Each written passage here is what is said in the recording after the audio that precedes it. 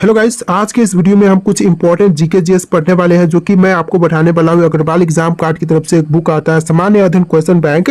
इससे हम important questions को पढ़ेंगे और इन सारे क्वेश्चंस को अगर आप भी सॉल्व करना चाहते हैं तो आपको स्टैटिक जीके बुक को लेना पड़ेगा। यानी कि इन दोनों का कॉम्बो आता है, स्टैटिक जीके और सामान्य अध्ययन क्वेश्चन बैंक। इन दोनों बुक का यूज करके आप किसी भी एग्जाम को क्रैक कर सकते हैं। सारे के सारे इस वीडियो में इस बुक्स में जो क्वेश्चन मिलते हैं इंपॉर्टेंट ही होते हैं।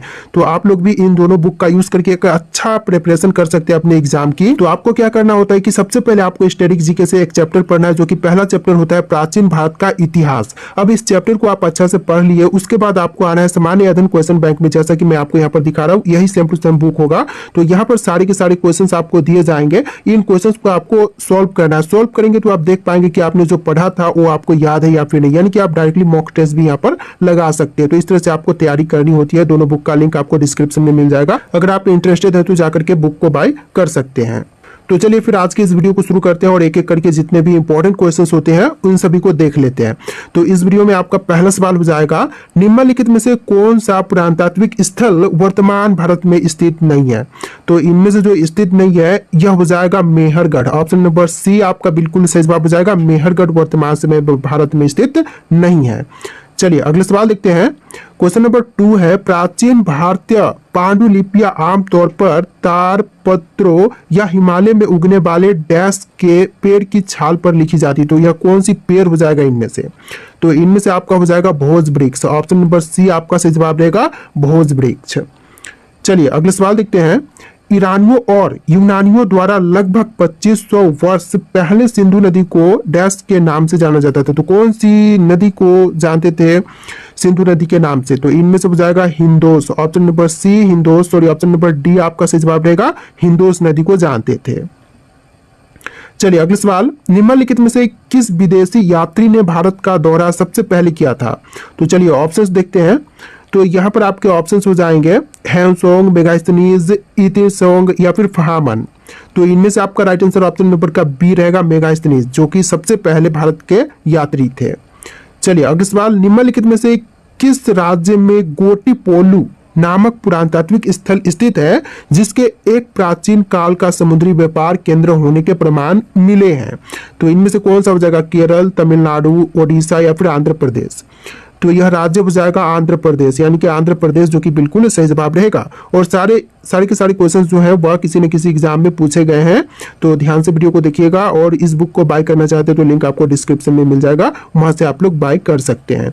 चलिए अगले सवाल है, निम्न में से कौन सा पूर्व ऐतिहासिक स्थल मिट्टी की सतहों पर खूर के निशान के रूप में मवेशियों के पालन का पुरातात्विक प्रमाण प्रदान करता है? तो कौन सा इनमें से आपका राइट आंसर हो जाएगा? महागरा, मेहरगढ़, गोरखलाल या फिर कुलेडहवा? तो इनमें से आपका right answer option number A रहेगा, महागरा। ऑप्शन नंबर ए बिल्कुल सही जवाब हो जाएगा, महागरा। चलिए नेक्स्ट क्वेश्चन, महाभारत का प्रारंभिक नाम क्या था? देखिए क्वेश्चन है कि महाभारत का जो प्रारंभिक नाम था क्या था? तो इनमें से आपका आंसर ऑप्शन नंबर बी रहेगा, जय संहिता। सबको पता होगा, सारे के सारे इंपॉर्टेंट क्वेश्चन इस बुक में छापे गए हैं। तो आप लोग वीडियो को ध्यान से देखिएगा और बुक को बाय कर लीजिएगा, लिंक डिस्क्रिप्शन में है। चलिए अगले सवाल है, कार्बन काल निर्धारण का अर्थ क्या है? तो कार्बन काल निर्धारण का अर्थ इनमें से कौन सा हो जाएगा? तो इसका आपका right answer option number C रहेगा। देखिए यहाँ पर बहुत पुरानी वस्तुओं में कार्बन के विभिन्न रूपों की मात्रा को मापकर उनकी आयु की गणना करने की विधि को ही कहते हैं कार्बन काल निर्धारण। तो यहाँ पर आपने देखा कि आंसर क्या हो जाएगा। चलिए अगले सवाल देखते हैं। क्वेश्चन नंबर 9, अंतरजी खेरा का पुरातात्विक स्थल डैश में स्थित है? तो कहां पर है अंतरजी खेरा का जो पुरातात्विक स्थल है? इनमें से कहां पर है? तो यह हो जाएगा ऑप्शन नंबर सी, उत्तर प्रदेश में। आपका राइट आंसर क्या होगा? ऑप्शन नंबर सी, उत्तर प्रदेश। चलिए नेक्स्ट क्वेश्चन देखते हैं। क्वेश्चन नंबर 10, भारतीय जनगणना 2011 के अनुसार निम्नलिखित में से भारत के किस उत्तर पूर्व राज्य की साक्षरता दर उच्चतम है? तो इनमें से कौन सा राज्य का साक्षरता दर उच्चतम हो जाएगा?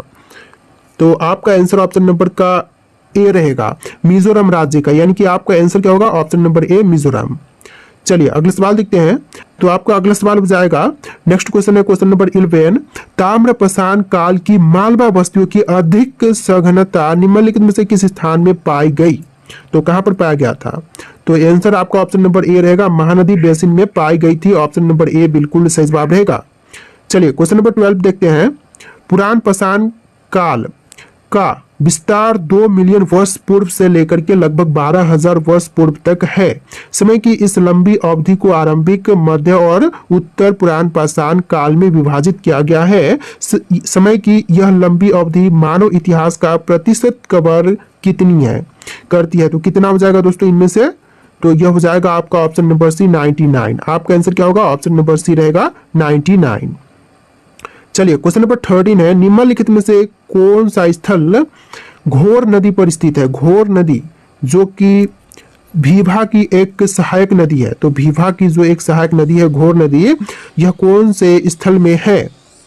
तो चलिए ऑप्शंस देख लेते हैं। ऑप्शंस आपका हो जाएगा कोटदीजी, बनावली, इनाम गांव या फिर चन्हुद्रो। तो आपका आंसर ऑप्शन नंबर का सी रहेगा, इनाम गांव में है। ऑप्शन नंबर सी आपका सही जवाब रहेगा। चलिए नेक्स्ट क्वेश्चन देखते हैं, नीचे दी गई जानकारी के आधार पर प्राचीन स्थल की पहचान कीजिए। तो आपके यहाँ पर जो दिए गए जानकारी है इसको पहले रीड करते हैं।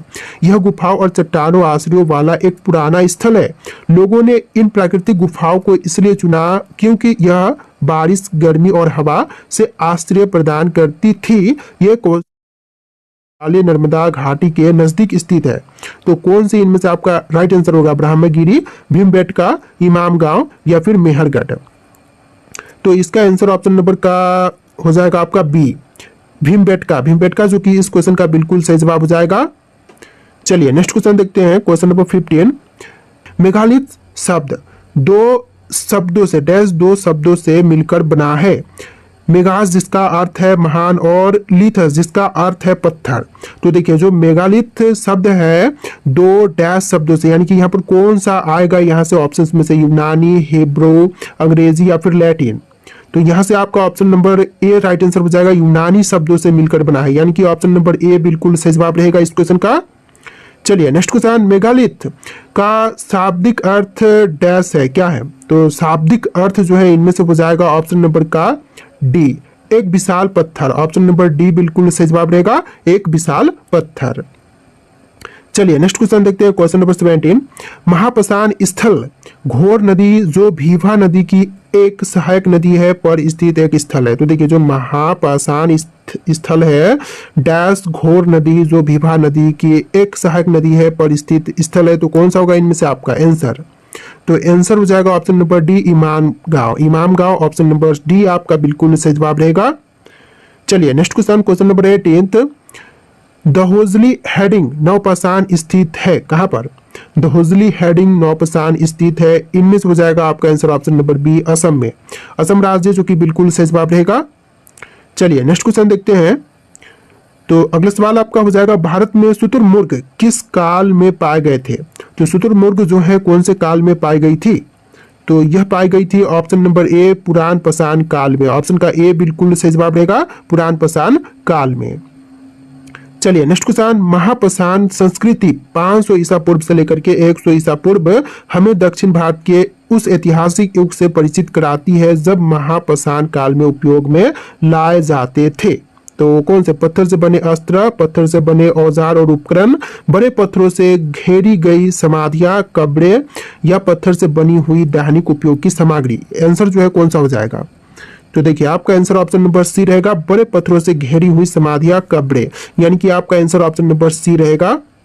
चलिए अगले सवाल देखते हैं, निम्नलिखित में से कौन सा एक पुराण पाषाण स्थल है। देखिए इनमें से पुराण पाषाण स्थल कौन सी है, एक इमाम गांव, ब्रह्मगिरी, भीमबेटका या फिर मेहरगढ़। तो इसका राइट आंसर आपको कमेंट करना है, मैं आपके लिए टेस्ट रखता हूं, आप इसका आंसर कमेंट कीजिएगा। और आज के इस वीडियो में इतने ही। ये जो दोनों बुक है कॉम्बो में, आप इसको बाय कर सकते हैं, लिंक डिस्क्रिप्शन में है। इससे आप पढ़ाई करेंगे तो बहुत ही अच्छा आप पढ़ सकते हैं।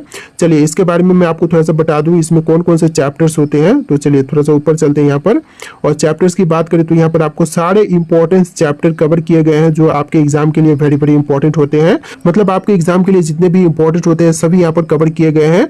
तो चलिए फिर इस वीडियो को लाइक करके चैनल को सब्सक्राइब कर लीजिएगा। मिलते हैं एक नए वीडियो में।